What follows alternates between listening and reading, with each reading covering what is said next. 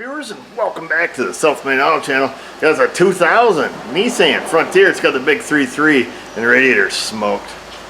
So this radiator is PPing out the top corner here. We've got some sludge and it's dripping in his driveway. Not too often we get to see a 20-year-old New York vehicles, particularly a Nissan. So we're going to suck a little fluid out of it because we have to unhook this upper hose to get the fan shroud off. Now the fan shroud on this little guy is a two-piecer.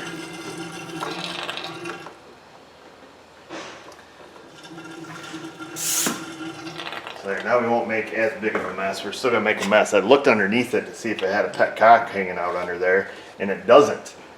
So the only way we can drain it is to pop the lower hose. While I was down there, hey, while you're down there, fella, I pulled this off the bottom of the fan shroud.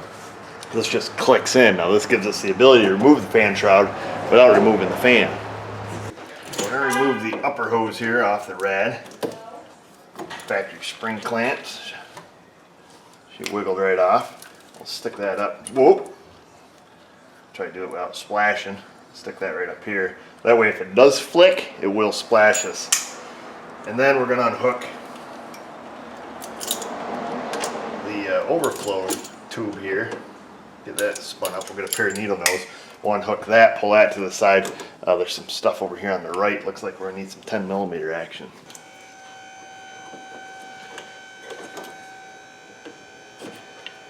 There's that. That just sits in the top of the fan shroud here.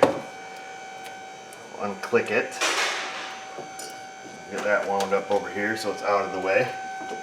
I don't think we have to pull the jug. Perhaps, yes we do, because it's on the bracket. You ding dong.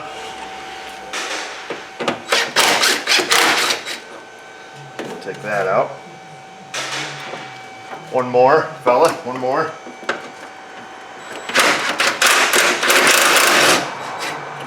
There's the two bolts that hold that in.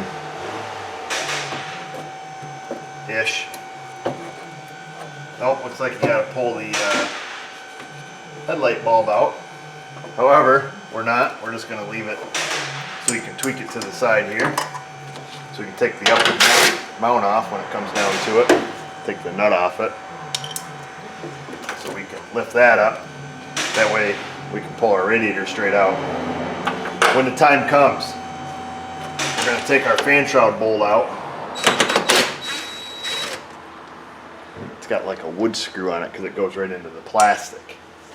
Then we will come over yonder. Looks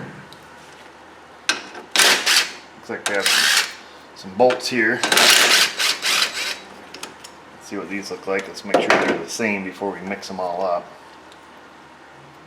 Oh, the shorter one goes into the throttle cable.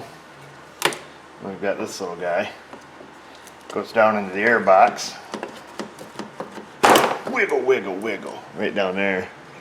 Goes into rubber hose. You'll see it. Not a big deal. Take that nut off. That's the other part of the fan shroud. Now I think our fan shroud should be loose. Loosey goosey. Let's move this mount out of our way so we don't hit it on the way up. Let's see. I took the other mount off too because it had a little bracket hanging over it. So set them to the side. Oh baby.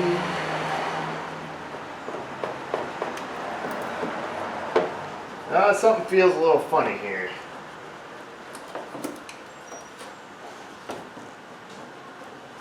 What are you missing, fella?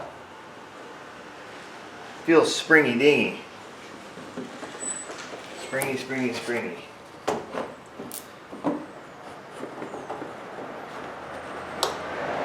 What in the thunder? I don't see anything.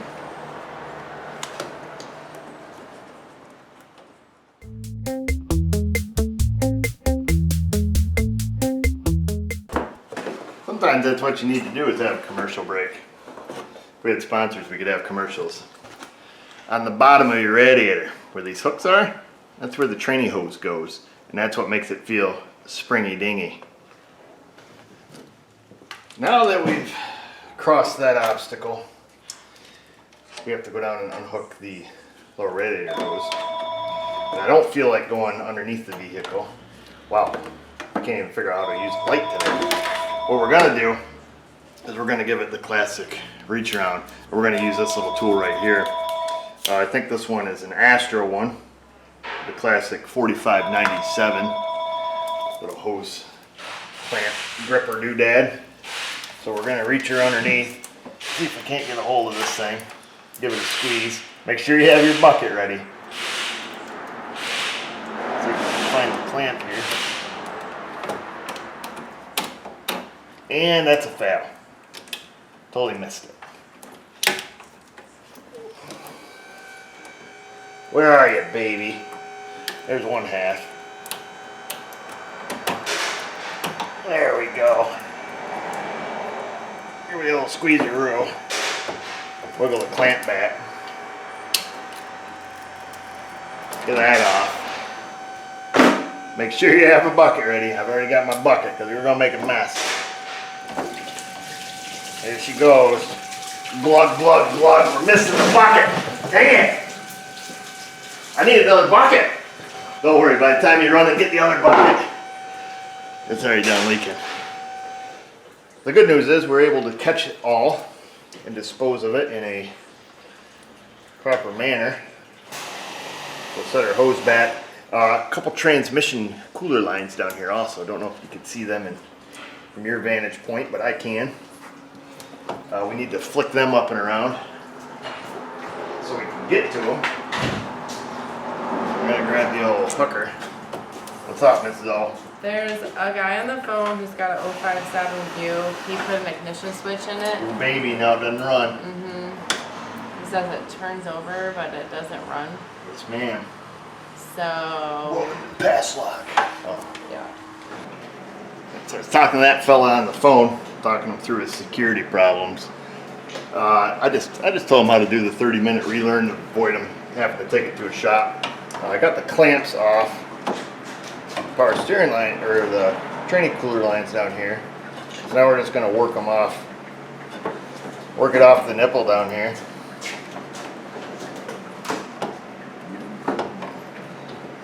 They have feels like quite a little flare on the end of these.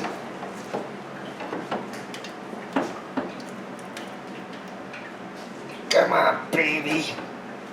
There she goes. There's that one. And there's another one just like it down here. I wiggled them loose with a pair of pliers to crack them loose from the pipe. But you've got to push them back here a little bit. And I find the pry bar works pretty well. Once you get them started, then you can get behind them. Of course you can't see crap where you're at, but you saw me do the other one. Same concept, just other side. Alright, out she comes. Whoa. Try not to spill stuff all over. Wipe the antifreeze right in my nose. Sure don't make them like this anymore, folks. Free tip Friday for you. When you're underneath looking for your petcock, it's in the middle of the radiator. At least it is on the aftermarket. And I looked on the OEM and sure as heck, there's a little spot sticking out. I was looking over in the corners where the little guy usually hides, but so we could have avoided the giant mess that we did. I did transfer the rubber mounts over, but if we had drained it and not made a mess, where's the fun in that? So we're going to try to slip her down in here.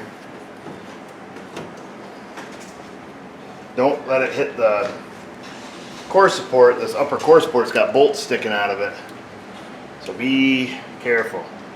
Don't drag that brand new radiator down and get it all smashed up. Let's make sure it feels like it's sitting in all the way. That one is. That one is. So it's down all the way, so that's good. To avoid smashing the crap out of this one, I'm probably going to stick a mount on it. I think that would be wise. at least keep us from, you know, doing stuff like that. So we'll just stick a nut on there. Like I say, that'll help. Maybe put the other one on, just double safety. Maybe if I practice double safety more, I wouldn't have so many kids. Right, Jason? Yeah, absolutely. Step one, double safety. So the, lost my train of thought here. The transmission lines, here we go, use your words there. The transmission lines, those little pinch clamps on them, I'm gonna take them off, and I'm gonna get some little worm drive clamps. I don't really care for those, so I'll get those, slide them on. You don't need to watch that process. And I'll also hook up the lower radiator hose one down there. If I put regular worm drive clamps on the transmission and on the lower radiator hose, just to be on the safe side. That's the side I like to be on. Take these back off because they hit the shroud. And then we'll slip this back in. Ever so gingerly.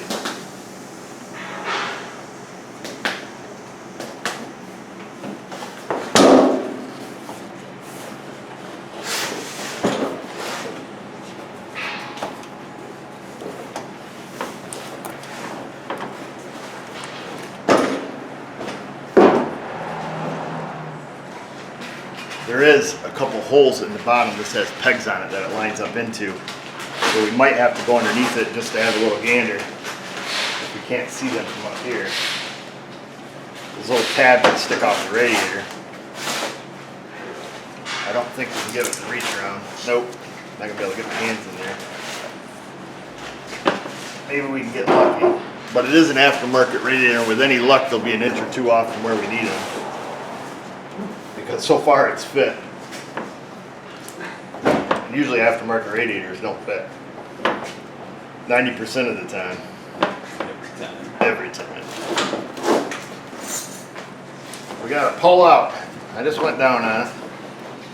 And indeed, I found our problem.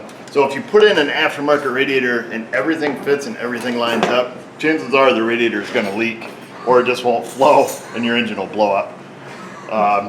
It's a common rule that when you put in the aftermarket, there's going to be bolt holes that don't line up. Nothing works. Doesn't matter what brand you buy, whether it's Spectra or in this case Denso or Napa, not a sponsor. Tough One, any of them, they're all junk. Dorman. Dorman. I wouldn't go down that road. The problem is the little peg here. It's oblong shaped. It's not quite a rectangle. It's like a rectangle. It's like an oval, I guess it would be, because it's rounded. The problem is the holes they put in the radiator, they line up perfectly, but naturally they've made it so it doesn't work and the holes aren't big enough to fit it through. So I'm gonna have to go down there now that the radiator's installed. Awesome. We'll take a little Dremel tool and I'll egg out the radiator as opposed to modifying, you know, the factory fan shroud, which fits beautifully. So I'll egg out the holes down there just ever so slightly so these will slip in.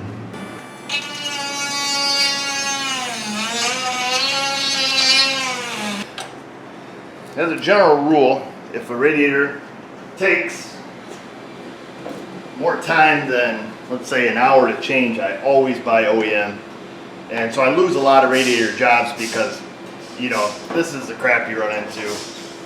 And if you're trying to put aftermarket radiators, let's say you're doing a, you know, a Chevy Cruze, or you're putting them in a, like what, the Acadias, you know, the radiators go bad all the time, and Buick Enclaves and stuff, you know, they take some time. Don't even piss around with the aftermarket because they don't fit. And you're just wasting your time. Just buy the OEM and be happy. Have everything in your life happy. I think this side feels like it fits.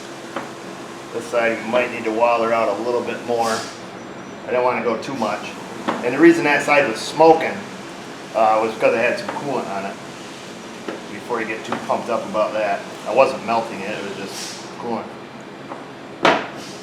Now this side's still a little snug. Son of a hooski! Third time's a charm. That time it fit, which is great. The problem was not only were the holes not the correct size, but the spacing on them was slightly off. So this one on this side, I guess either one, we just had to wallow in a little bit. to allow it to fit snugly. Now we're going to put the fan shroud bolts in. Now these are just a really coarse wood screw, so make darn sure that you do them by hand and that you've got them going straight, because they're going to cut their own threads. And with any luck, it won't crack the top of the radiator tub. You don't have to have these things crazy tight. Leave that a little bit loose and get the other side started, because chances are the holes don't line up. Just barely snag that one on the edge. Make it straight, drive her home.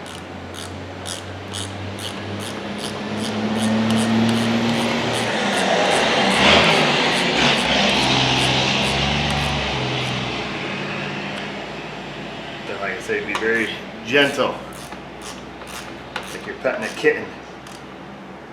Barely snug that. And that's that. Then we're going to put some of our bits back in.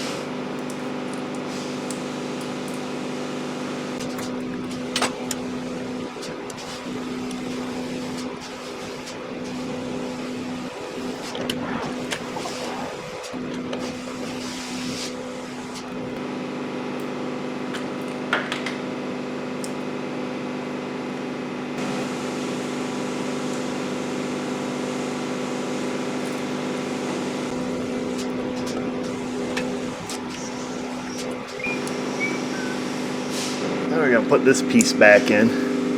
See if I can do it while we kind of are hugging here, ever so slightly.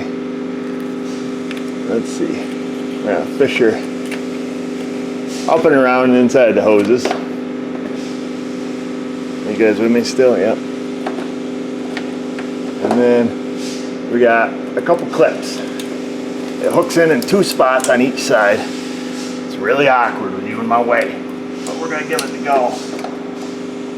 We're gonna go line it up there and in the hole and click, and then do that on the other side also. Line up the slot in the hole and click. There we go. Now before we spray this all down to clean off all our old antifreeze and junk, we're gonna blast it with a garden hose. Obviously, collecting all the fluid to dispose in an economical manner.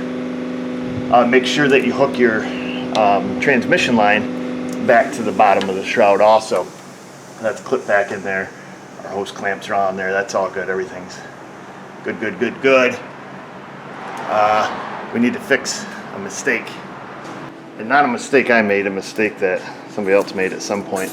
There's a skid plate that goes on under here. Well, that was all held together with these wood screws. So they had a bunch of these just kind of holding that in. That's not factory, baby. Plus they had zip ties holding the back of it on. So what we're gonna do, because all the holes are still good, we're gonna wallow them out, we'll tap them out, that way we can stick regular bolts in this thing. So I'll show you how to do one hole, and then we've got 5 to do total, because the ones that didn't have wood screws had zip ties and whatnot. So we're gonna wallow it out here. I'm just gonna put 3/8 bolts in it. So we're gonna drill it out 5/16.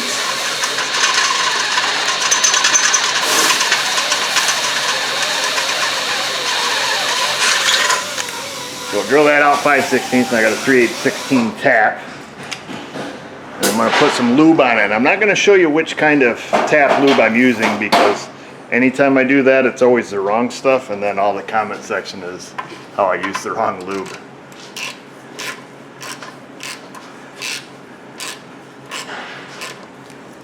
So we'll get that baby started.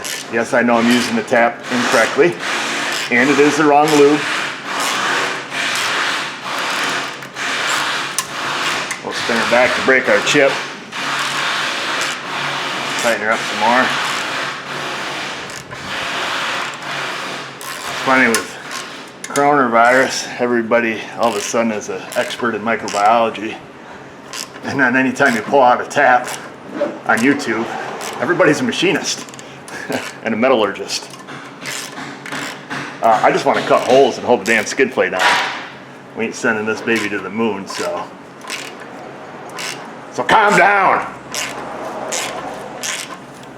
The other thing that gets people wound up is how you bend the cotter key or split pin, and what else gets people wound up? Basically everything. Brake lube, how to use a file, how to put an inner tube in a tire. Do you blow it up before, or do you blow it up afterwards? You never know. Of course, there is more than one way to skin a cat, they say. But, got us some 3/8 bolts, about 1 inch long. I went and grabbed some from upstairs. So there's those, 3/8 16, just coarse thread America. Now why do we use them instead of the regular 8mm it comes with? Well, because these are big, they're beefy. And if you don't have a 9/16 wrench at the express lube, you can use a 14. So thread that up in there. That'll hold that just fine. This guy will be happy as a clam now. I don't think he was disappointed before, because he probably never knew.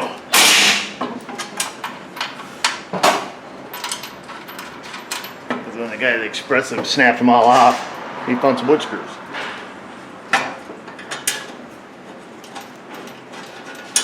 I also got some bolts, American made. Well, the bolts probably aren't, but the thread. The thread is.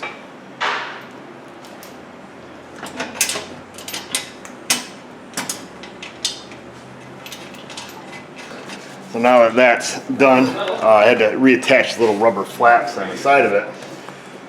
I haven't washed off the old coolant yet. I want to be able to get outside so we can hose it down. I'll just spray down, well, down here in front of the radiator, down here, I guess would be for you guys, and just get an old coolant we had that dripped out and got on the frame and stuff like that. Just make sure you get it all cleaned off and hosed off. We're going to take some 50/50 green. There's a bleeder up here on top of the intake. With a little bit of luck, that'll come loose. Once your radiator is full, you want to crack that. Just be ready in case she squirts. Oh, I wasn't ready. Oh, I didn't put just regular bleeder, but we got a bolt there, so we'll pack some hankies around it. Okay, there's a copper washer there also. There's a copper washer in the bolts, and now we can continue filling the radiator until we hit the top of the intake, and then we shouldn't have to pitch around with, you know, letting it run and overheating it, and you know, all the typical stuff.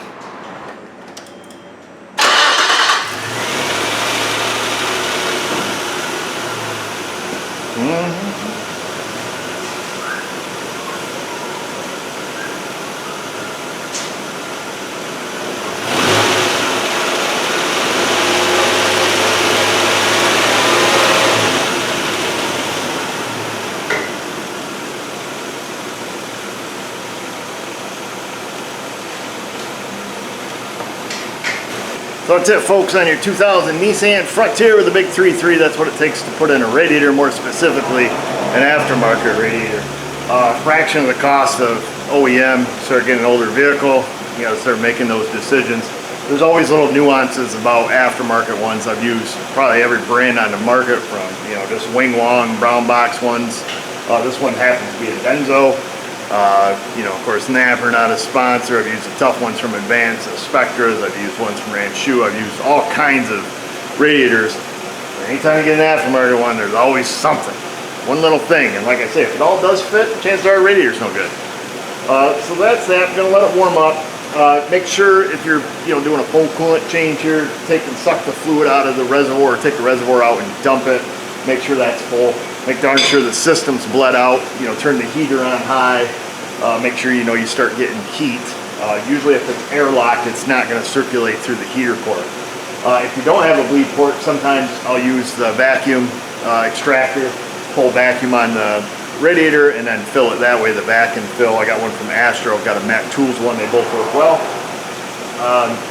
And that's it. If there is no bleeder and you still have it airlocked, find a hose that's at the highest point. You know, usually a heater hose, something on a throttle mount, you know, something like that. I'll pull that off just to make darn sure that my intake's full and I've got water on the bottom side of my thermostat, so that can actually heat up, open, and you know, we can purge the rest of the air out of it. And that's it, folks. Oh yeah, and that's how to fix your skid plate too if some ding dong snapped all the bolts off in it, or stripped them out and just put wood screws in it. So that's an easy fix. You can use whatever size tap socket you want.